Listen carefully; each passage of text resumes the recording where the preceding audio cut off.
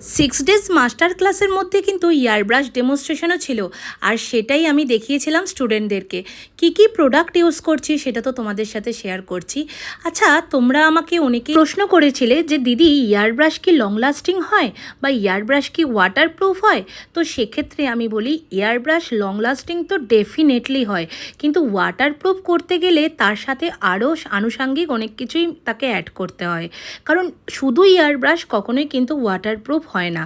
সঠিকভাবে ইয়ারব্রাশ অ্যাপ্লাই করলে কিন্তু তাহলে সেই মেকআপটা 24 আওয়ার্স অবধিও স্টে করে। এটা কিন্তু আমার স্বচক্ষে দেখা। তো এই ছিল আমার সেদিনকের ডেমনস্ট্রেশনের লুক, আর এই হলো আমার স্টুডেন্টরা যারা আমার মাস্টার ক্লাসে ছিল।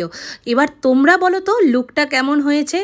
একদম একটা অন্যরকম লুক সেদিনকে আমি ক্রিয়েট করেছিলাম, আর এই ফুল মেকআপটাই কিন্তু হয়েছে ইয়ারব্রাশে, যার মধ্যে কোনো রকম কোনো এডিট কিন্তু নেই। তোমরা জানিও কেমন লাগলো।